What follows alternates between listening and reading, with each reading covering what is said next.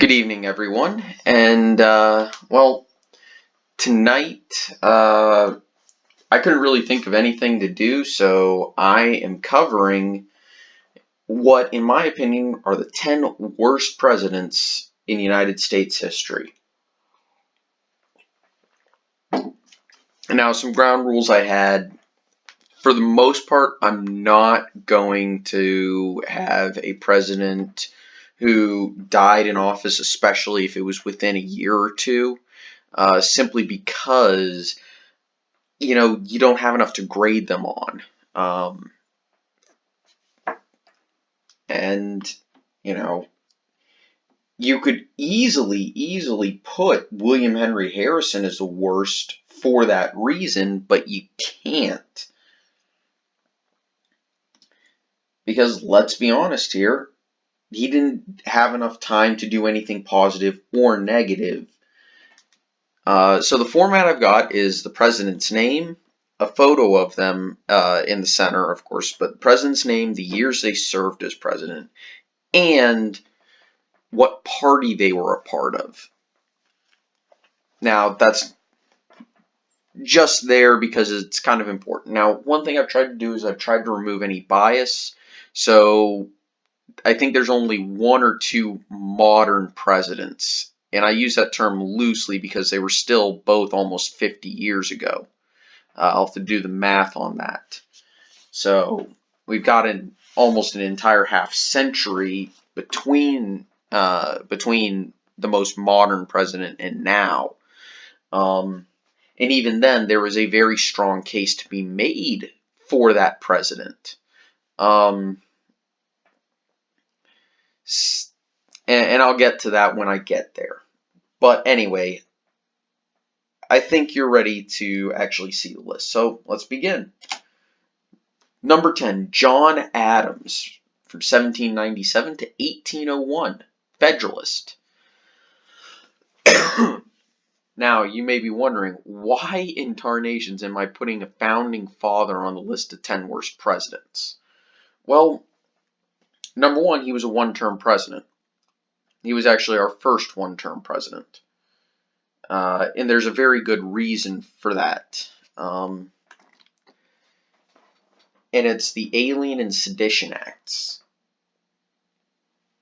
where he essentially signed a law that violated the First Amendment of the United States Constitution. It was so bad that he essentially killed his entire party. John Adams is the reason the Federalists never won a presidential election again. He is the reason why they only ever managed to get one or two governorships until the party's official death in the 1820s. He's the reason why there were almost never double-digit Federalist senators. Actually, they were probably under 5 for the most part after his term. That's how bad the Alien Sedition Acts were.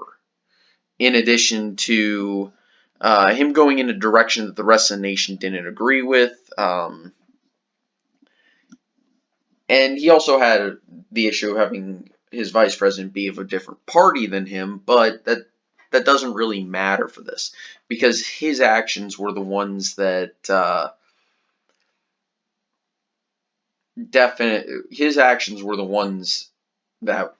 were terrible.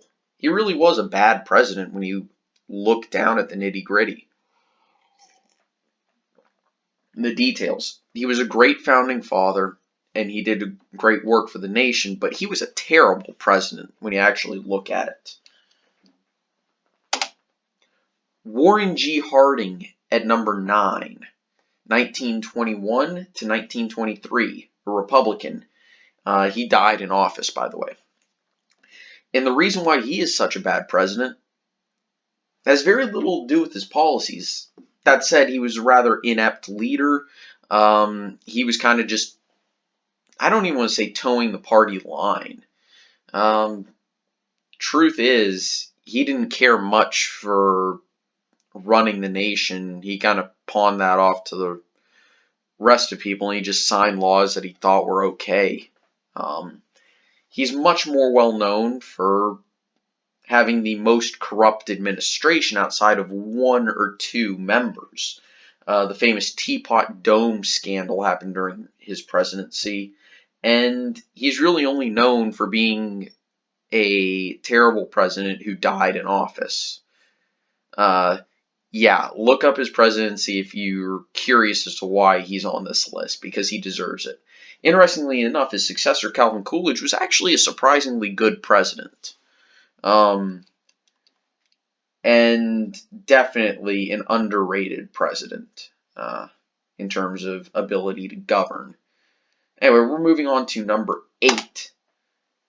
Richard Nixon, 1969 to 1974, Republican. And, well, I think everybody knows why he's on this list. Watergate.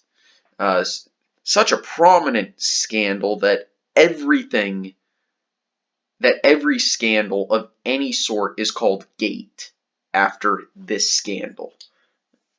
That takes some serious screw-ups.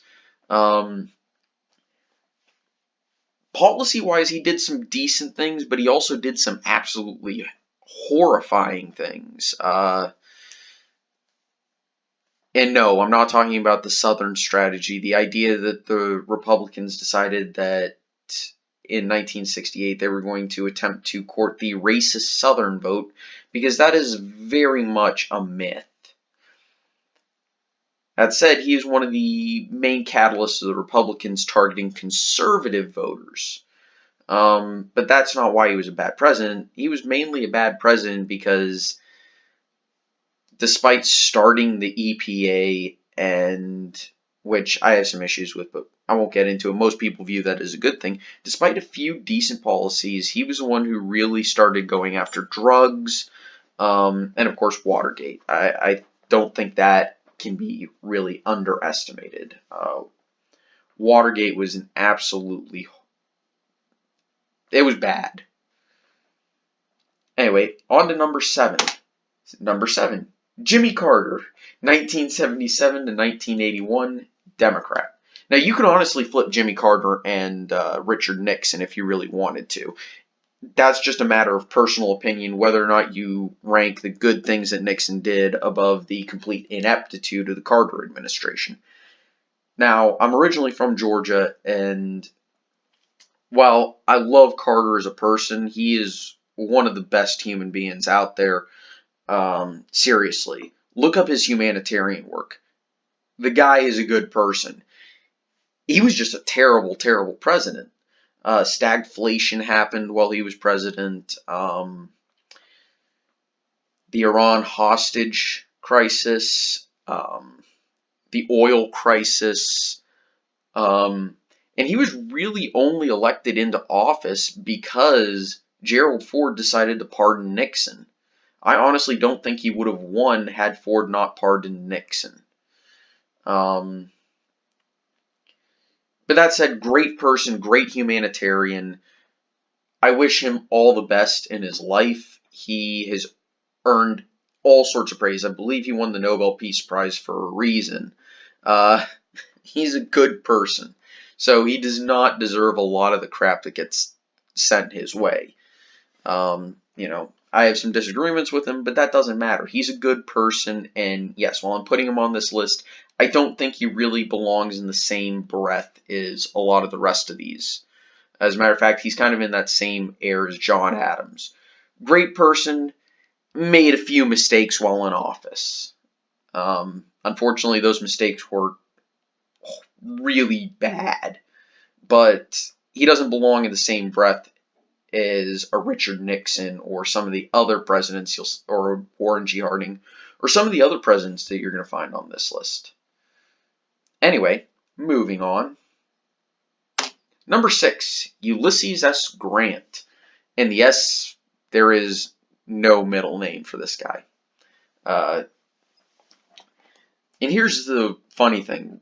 While the Republicans have had more presidents than Democrats, despite being a younger party, The Republicans have thrown up a lot of stinkers over the years.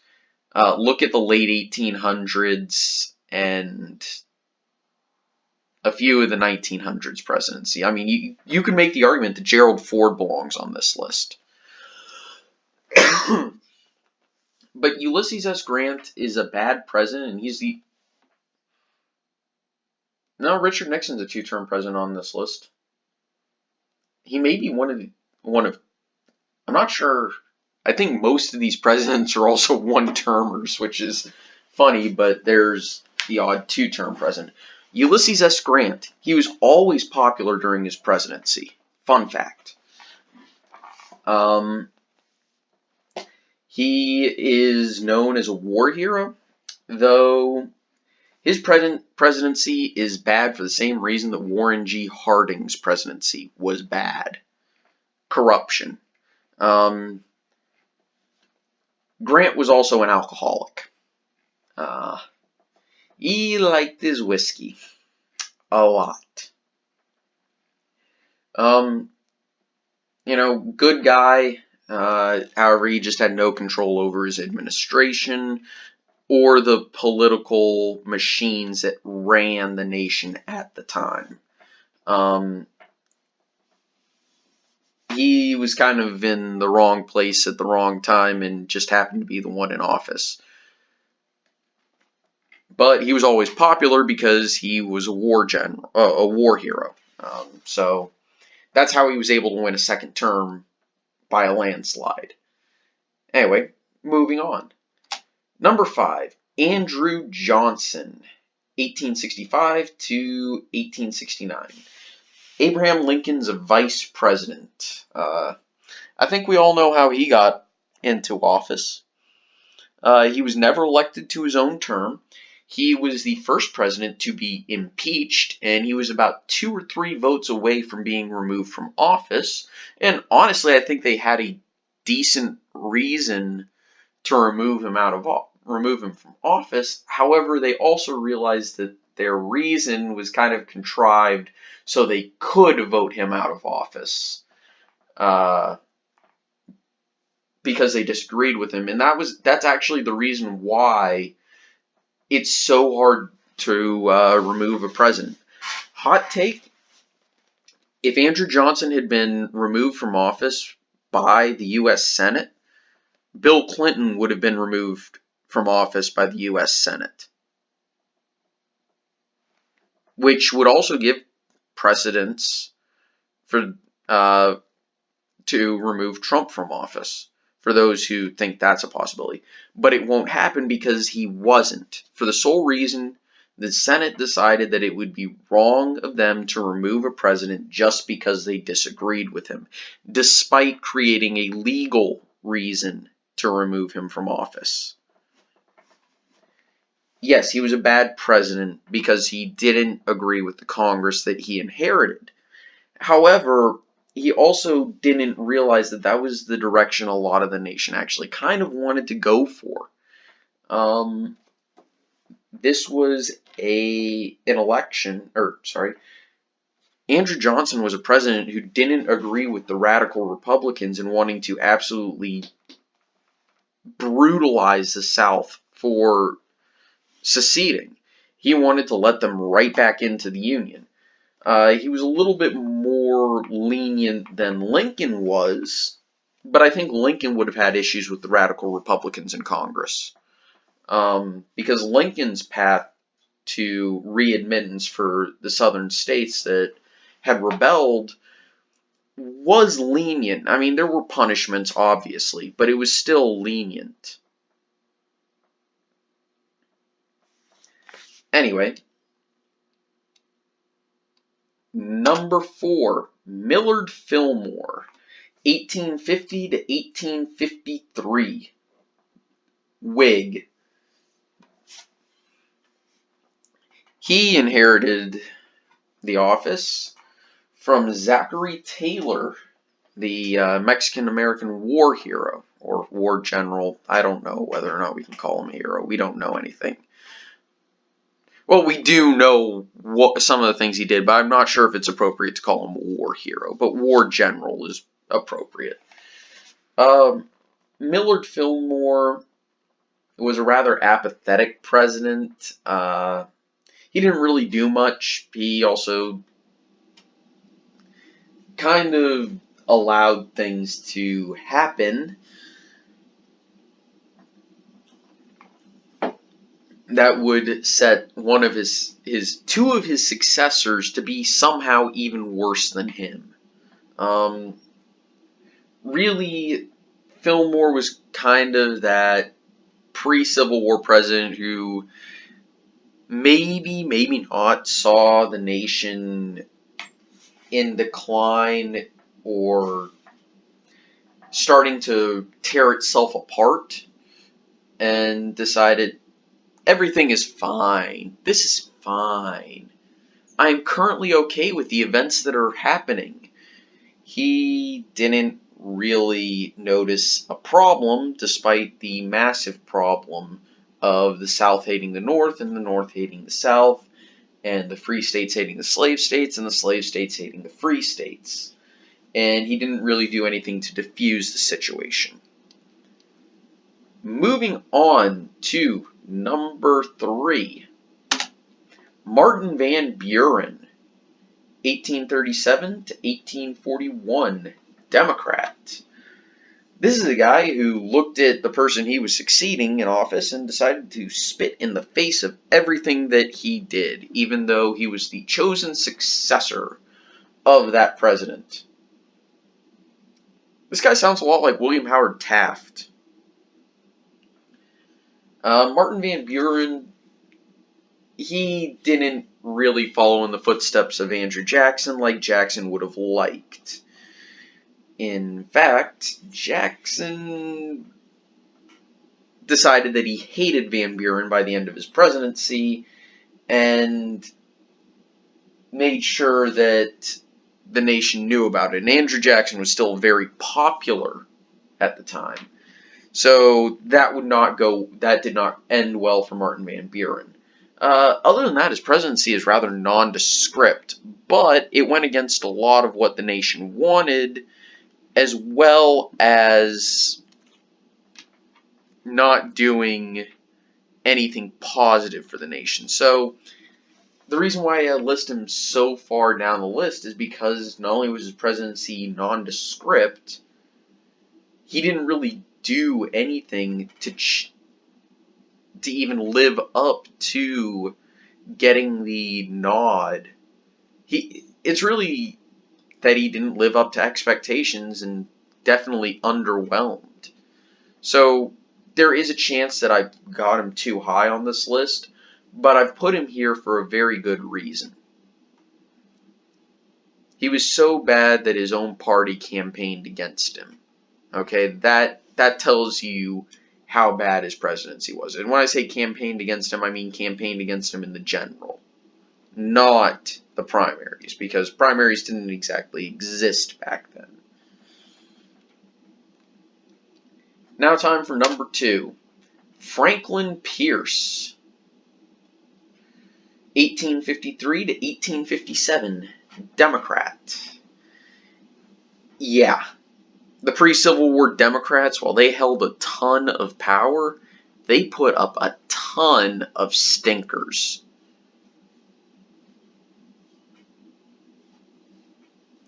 And Franklin Pierce is no exception. This is a guy who couldn't care less about running the nation and decided to just be fancy and use the office to host parties and, well, just not care about actually running the nation. This is a guy who decided that the Dred Scott case was A-okay, and that he was going to give a lot of things to the South that, well, let's put it lightly. Let's put it one way. Probably escalated the situation going towards war, because it set up a system where the South expected concessions from the president in order to keep them at least peaceable, would be one word to describe it. And definitely didn't help the situation. Kansas-Nebraska Act happened during his presidency, if I remember correctly, which that didn't help anyone. The Missouri Compromise, if I remember correctly, was nullified by the Supreme Court during his presidency, and he didn't really do anything to counter that. Yeah, he was just a really, really, really bad president, but somehow the next person on this list is even worse.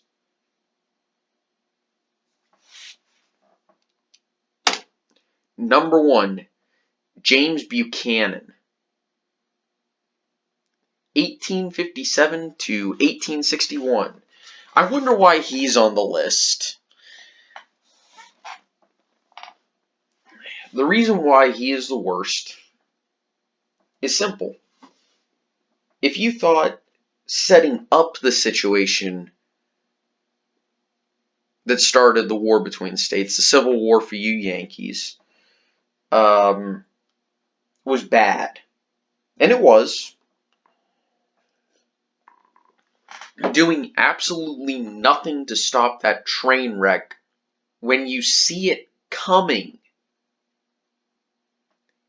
is 10 times worse.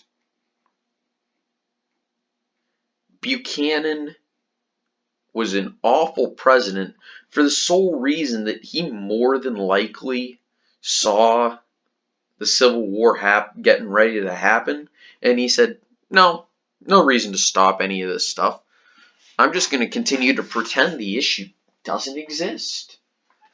I'm going to pretend that, the South isn't gearing up for war, even though they clearly are. I'm not going to do anything to benefit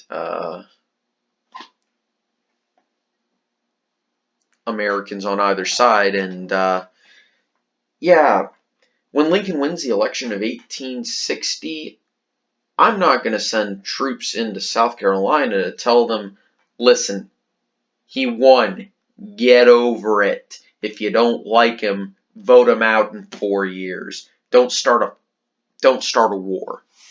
Instead, he's like, oh crap, I need to get out of here. And where does he flee? He flees to the South, of all places. I mean, okay, as a Southerner, I love the South. But as President of the United States, right before this, as Southern states are seceding, you don't immediately say, oh, I'm leaving office. Let's go to the states that are seceding. Yeah, Buchanan was an idiot. He was the worst president by a long shot. Now, if anyone can find the reason why I put this list up, now that we've gone through it all, the reason I've put this list up is I've seen a lot of people claiming things like, oh, Reagan was the worst, or Bush was the worst, or Trump is the worst president we've ever had. No. You have to be an insanely bad president in order to get on this list of 10 worst. I don't think any president after 1980 belongs in the 15 worst presidents, because not enough time has passed for us to properly judge their presidencies in an unbiased fashion. In addition, a lot of it still comes down to, whether or not their policies did good for America. And, there are policies that every president since 1980 has implemented that has benefited Americans, regardless of what your personal opinion is. And yes, that includes Donald Trump.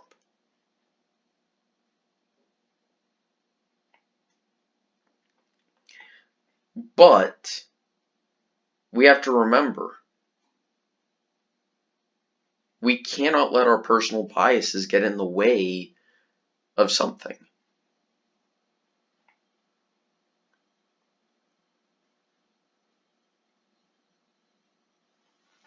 So, anyway,